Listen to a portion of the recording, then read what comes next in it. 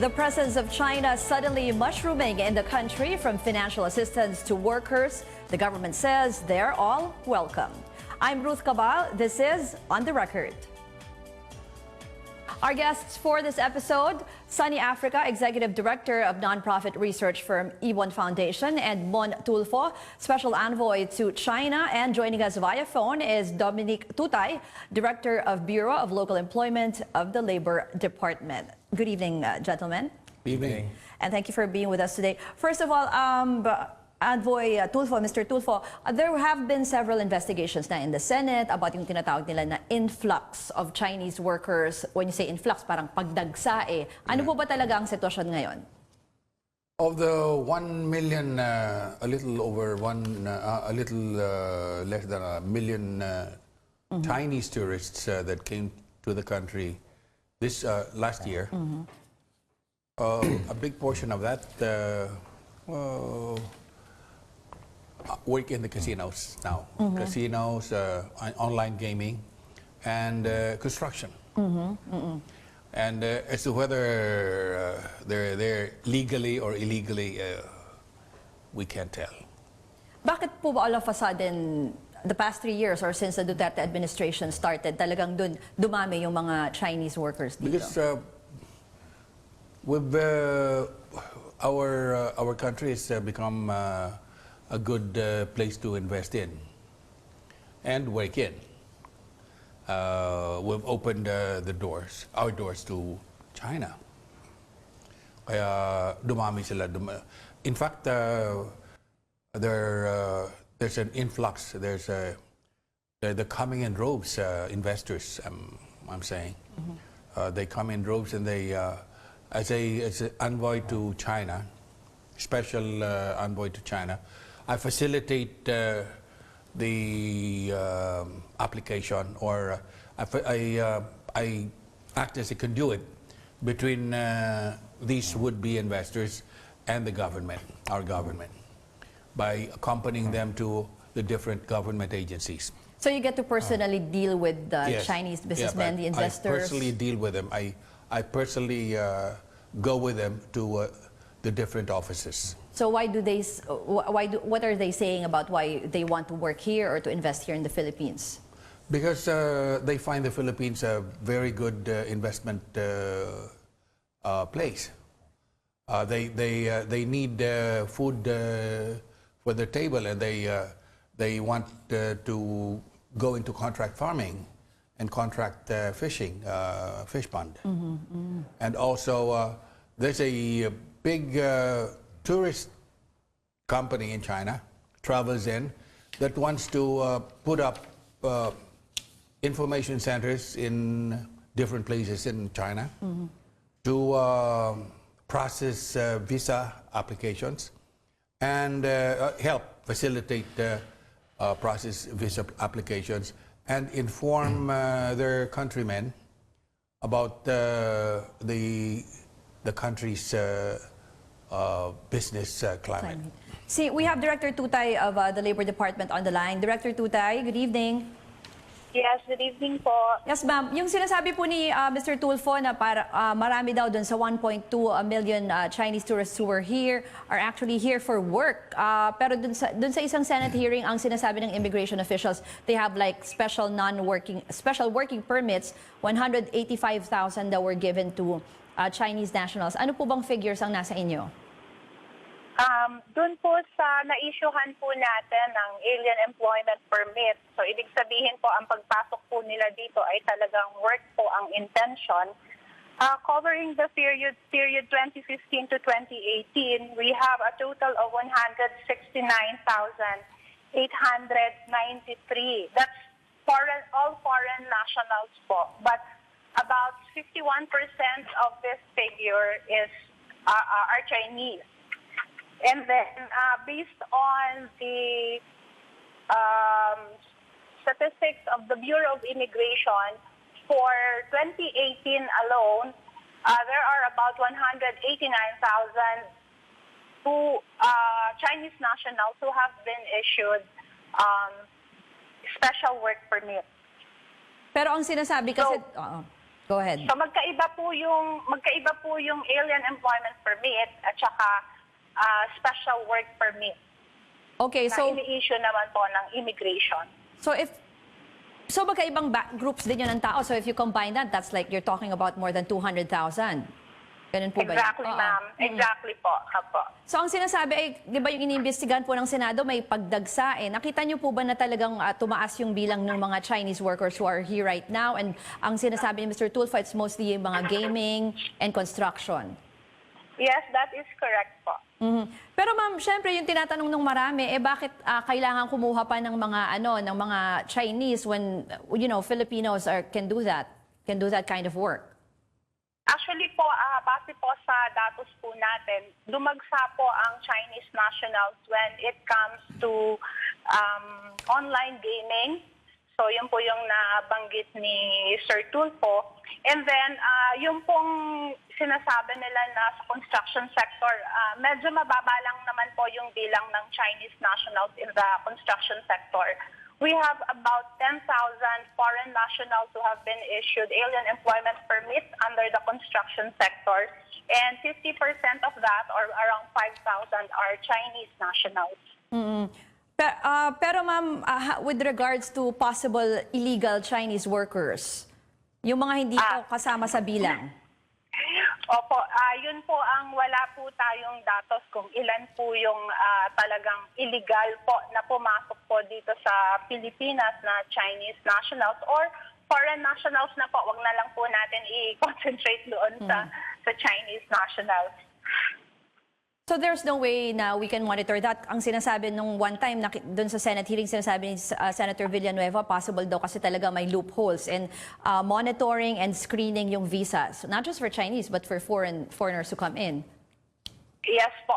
That's the reason why the Bureau of Immigration, the Department of Justice, and the DOLE is reviewing all its issuances when it comes to foreign nationals working here in the Philippines. And I think it was mentioned by Secretary Bello that we will be coming up with harmonized guidelines para po maiwasan na rin po natin yung mga pang-aabuso doon sa mga current policies po ng mga ahensya na involved po dito. Okay, balikan namin kayo ma'am. Tanong ko naman si Sunny, anong nakikita nyo dito sa ganitong pattern na pagpasok nga ng mga Chinese workers? Well, tingin namin may kabalintunaan na labor importing country tayo. Totoo naman na kung konti pa lang nauulat ng mga Chinese construction workers, 5,000 lamang, pwede sabihin for now hindi pa alarming. Pero naalala ko rin, lumabas na dun sa dalawang Chinese projects, yung sa Binondo Intramuros Bridge, even dun sa Mangahan Floodway sa Marikina, naulat na 20% daw doon ng workers, including unskilled workers, ay Chinese nationals. So, parang malit nga yun. Sinasabi mo, 30 plus workers out of 140. Parang kaunti lang siya, but may problema pa rin dun eh. I think kung dun sa online gaming, pwede argue, baka kailangan ng Mandarin, baka kailangan ng special skills. Sige, pwede argue na justifiable yon na nabagitan ni Sir Tulfo, marami nga ito pumapasok doon. Pero I think for jobs na potentially pwedeng Pilipino, considering, gusto namin ito i-stress, kayo na umaga lamang lumabas yung huling January labor force figures, nabawasan ang trabaho sa Pilipinas by almost 400,000. So para sa amin, sa kalagayan na we're exporting workers, sa kalagayan na nababawasan ang trabaho sa loob ng Pilipinas, it's unconscionable na madagdagan pa yung trabaho pero napupunta dun sa mga dayuhan. So, especially for mga jobs like construction, na kaya-kaya naman ng maraming Pilipino. And we were also seeing na dun sa Senate hearing na sinabi naman na in some contracts, like binanggit mo nga, na may certain percentage na 20 to 30% yung sinasabi nila na dapat workers nila. Mr. Tulfo, may mga ganun ba na when you look at the contracts or how does this go? Parang nakaspecify ba na ganun? Alam ko, pero alam mo bakit nila preferred yung mga developers, yung mga Chinese workers, masipag. Yung mga Pinoy workers, mawalang galang lang. Pag pupunta sa job site, doon lang, saka lang doon sila magpe-prepare ng kanilang mga tools. Whereas yung Chinese, preparado na. Katapos, sigarilyo ng sigarilyo, salita ng salita, yung mga Chinese workers, diretso na, wala, at saka hindi sila nag-uusap, talagang trabaho. Pagkatapos, yung mga Filipino, yung mga Pinoy, they take time, their sweet time. Pupunta sa CR, iinom ng tubig, pagkatapos iihi. But there's nothing irregular po pag nag-specify may ganong sa provision sa contract if they ask Hindi for. ko alam yan. Pero ang nalalaman ko, yung mga angal, yung mga developers, at saka yung mga foreman ko minsan, inaamin nila na yung mga Chinese workers, pag nagtrabaho-trabaho, itong mga Pinoy, salita na salita, pagkatapos maingay pa kuning mabagal. Tapos, may nagsabi pa nga sa akin, what takes Chinese workers 8 months to finish a certain project, sila, ang Pinoy, 1 taon. Sa nakita naming loan contracts, kasi unfortunately hindi nagpapakita ng contracts ng gobyerno, may isang patriotic lang na bureaucrat na share sa amin. Walang explicit provision about the workers. Ang explicit, sino yung contractor? Not Chinese. So, kung may kadahilanan doon, nag-i-argue nga ni Sir Tulfo na dahil mas magaling o mas mahusay, para sa amin, that's not enough reason eh. Bakit? Kasi una, may constitutional provision. Preference shall be given to Filipino workers. So, yung paghusga na tamad sila or hindi pa ganun kahusay, sa totoo lang, machichicken and egg tayo eh. Paano tayo matututo? Paano tayo magpapakahusay? Paano tayo magkakadisiplina? Kundi nasasabak sa praktika. So, I do agree kung may mga ilang excesses or ilang failures yung mga Filipino workers. Sa amin, hindi yan ang punto eh. Ang punto, dapat para millennial, di ba? Advance tayo mag-isip para mapaunlad natin kayo na ating mga gawang Pilipino. Hindi ubra na hayaan mo silang tumambay lamang. I mean, mahabang proseso siya, but yun ang buong punto ng ekonomiya. Para kayo na ekonomiya. Para sa Pilipino yan, hindi para sa dayuhan. Okay, tuloy natin yung ating discussion after a quick break. On the record, we'll be right back.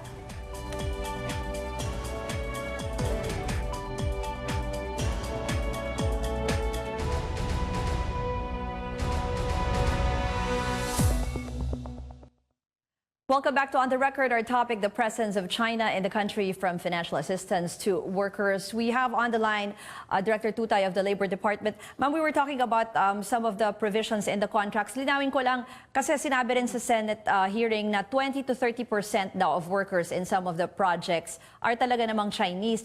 How does this go? Meron bang nakalagay talaga sa mga kontrata nila?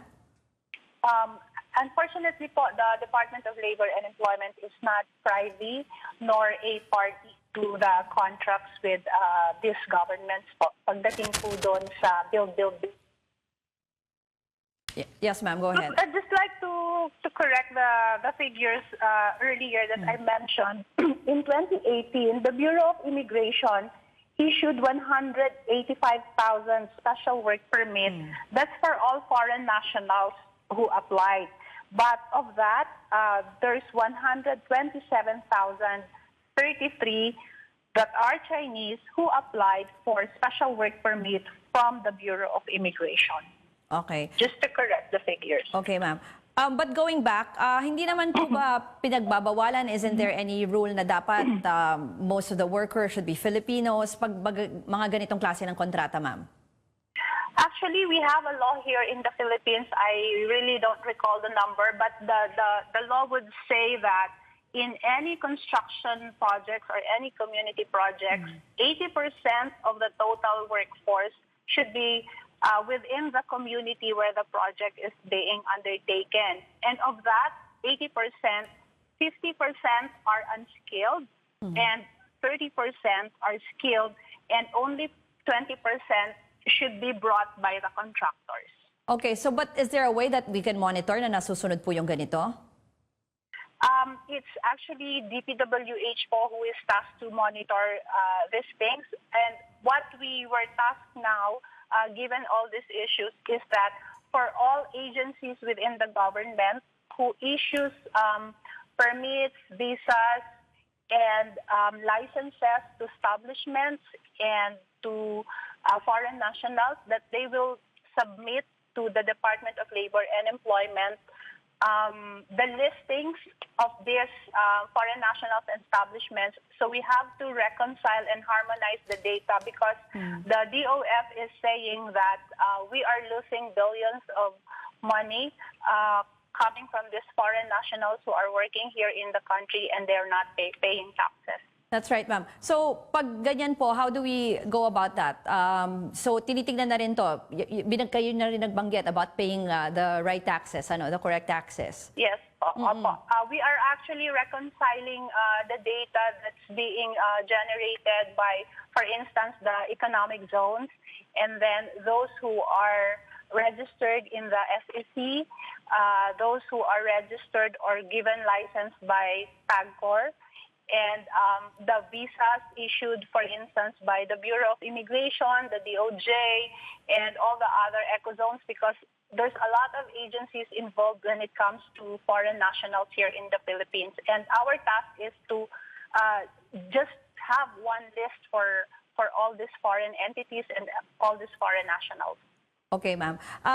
Mr. Tulfo, tanong ko na lang din kayo kasi 'di ba of 19 of 75 flagship projects under the government's build will be funded by China. Ano sa tingin niyo, are there enough safeguards kasi in the past parang some of the contracts with China medyo may allegations of corruption or bribery with local officials. We have the NBN-ZTE deal, the North Rail project. Ano kayang pwedeng safeguards natin sa mga ganitong kontrata? Ay, dapat bantayan talaga ni Pangulong Digong yan. Maraming corrupt pa rin na nasa gobyerno. Kahit na marami nang naalis, there's still a lot. A lot of corruption. This corruption is still going on. Of course, nabawasan, pero andyan pa rin. Sunny, you warned about this so-called debt trap diplomacy of China. Actually, our main concern right now is not yet the amount of debt to China. It's still very small. In terms of ODA, it's less than 1%. Of course, investment doesn't count, but actually China has been the biggest foreign investor in 2018, more than the US, Japan, and European Union. The debt trap in the sense of the quantity of loans to China, we're still far away from that. Our main concern is that if in other countries like Sri Lanka, China has used their leverage over the country's debt to extract extraordinary concessions, controls over ports, control over natural resources. Our concern now is, it seems like we're already doing that even without being in a debt trap. We're concerned that, for instance, the only loan agreement we have, which is leaked to us on the Chico River Dam, it's very odd that China was able to get a provision, Section 8.4, saying that this agreement shall be governed and construed by the laws of China, full stop. No mention of the Philippines. So for us, that's an extraordinary concession being given to China. Dahil kung hindi magkasundo sa kontrata. Because it's a Philippine project on a Philippine river, employing mostly Filipino workers, largely paid by Filipino taxpayers. It's just onerous to be putting in black and white that it will be governed by the laws of China. Secondly, if there's a dispute, it's also very explicit. Any dispute will be taken up in the China International Economic Trading Arbitration Tribunal based in Beijing. There are much more neutral venues for international arbitration, not in China, maybe Singapore, Washington, London. It's onerous, I think, to have that provision. And of course, a big question also is the waiver of immunity from patrimonial assets and commercial assets. So for us, it's very odd right now that we are not yet in a debt trap. We have very small loans to China, but despite not being in a debt trap, we are signing on to loan agreements that are very one-sided. And may confidentiality clause pa. And which makes Section 8.8 saying none of the terms and conditions can be revealed to the public without the permission of China. It makes much more sense. Of course, they would hide the onerousness of the terms. Okay, we'll take another quick break. You're watching On the Record. We'll be right back.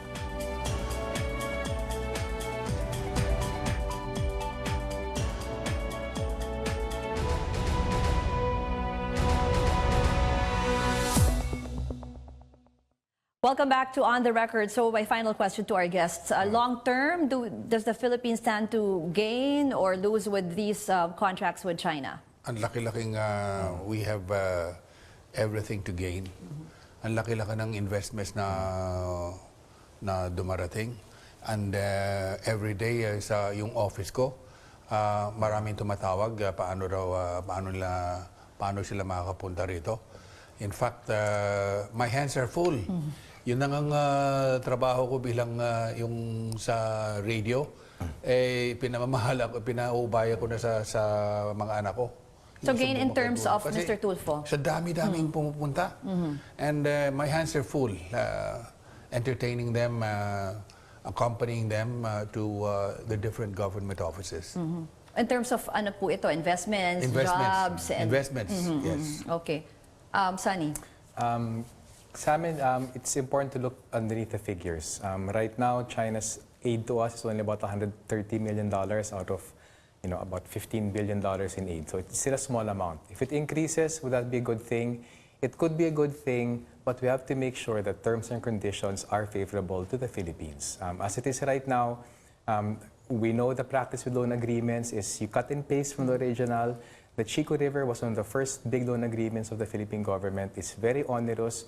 If the terms aren't changed for the more or less 900 plus billion pesos in loans that the Philippines wants, we will lose in the long run. And let's not be so awed by the numbers and by the construction. Let's move beyond that. The quality does matter. And last point about the gains from that, if a lot of the work will be given to Chinese workers, if all the materials will be imported, all this hype about inclusive growth, inclusive infrastructure, that's going to be hypocritical because the main way to create immediate work for Filipinos is through infrastructure projects, and giving 20-30% to Chinese is unconscionable given such high unemployment, such worsening employment in the country. Okay, thank you very much to all our guests this week, and thank you for watching On the Record. I'm Ruth Cabal.